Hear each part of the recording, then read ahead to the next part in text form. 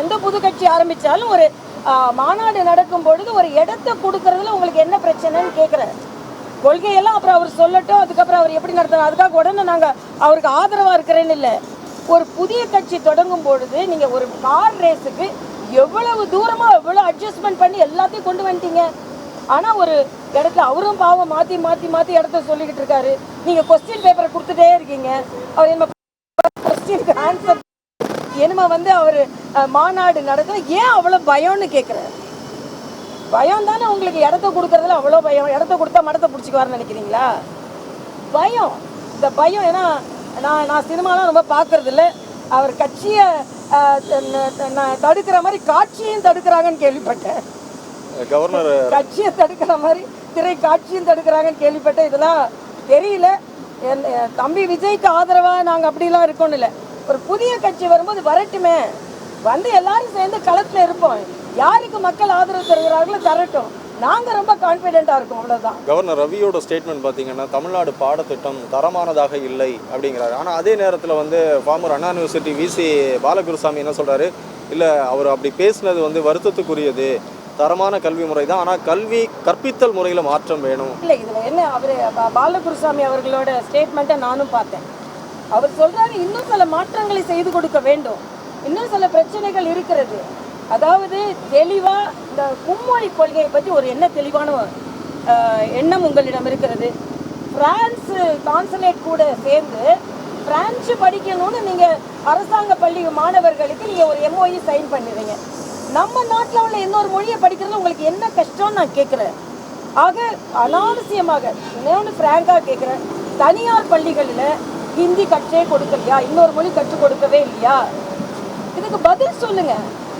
ஆக அரசாங்க பள்ளி மாணவர்களை மட்டுமே நீங்கள் அவர்களை துன்பத்திற்குள்ளாக்கி அவர்களின் வாய்ப்புகளை கெடுக்கிறீர்கள் என்பதை நாம் சொல்லித்தான் ஆக வேண்டும். மலையாளம் சினி இண்டஸ்ட்ரியில் ஒரு பெரிய பிரச்சனை, ஹேமா கமிட்டியோட ரிப்போர்ட் வந்து பல பிரச்சனைகளை உருவாக்கி இருக்கு. தமிழ் இண்டஸ்ட்ரியிலையும் இது இருக்குன்னு பல செலிபிரிட்டிகள் சொல்றாங்க. என்ன நிலைப்பாடு உங்களுக்கு? இது ரொம்ப வருத்தத்துக்குரியது. நான் இன்னைக்கு கூட்டம் நடத்துறதுக்கு காரணமே அதுதான். தமிழ்நாட்டில் தேவையே இல்லைன்னு சொல்ல முடியாது. எல்லா துறைகளிலும் இருக்கு, திரைத்துறைகள் அதிகமாக இருக்கின்றது.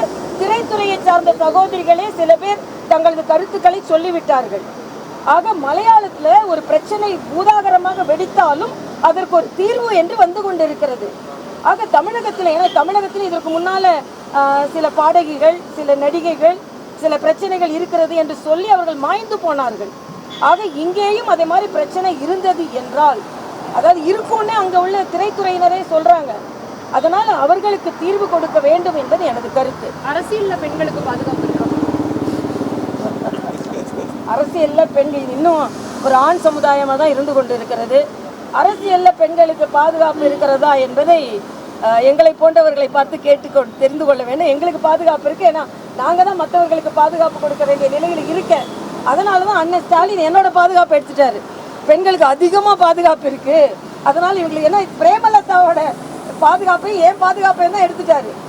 பெண்களுக்கு எதுக்கு பாதுகாப்பு, இவங்கெல்லாம் மற்றவங்களுக்கு பாதுகாப்பு கொடுப்பாங்கன்னு. ஆனால் பெண்களுக்கு பாதுகாப்பு இல்லை. ஒரு டிஎஸ்பியோட தலைமுடியை பிடிச்சி இழுக்கிறாங்கன்னா அப்புறம் அரசியலில் உள்ளவங்களுக்கு மாத்திரம் எங்கே பாதுகாப்பு இருக்கும்? நிச்சயமாக பாதுகாப்பு இல்லை. ஆனால் பாதுகாப்பை ஏற்படுத்த வேண்டும் என்பது எங்களது கருத்து. அது ஏன் எதிர்ப்பு தெரிவிக்கிறாங்க?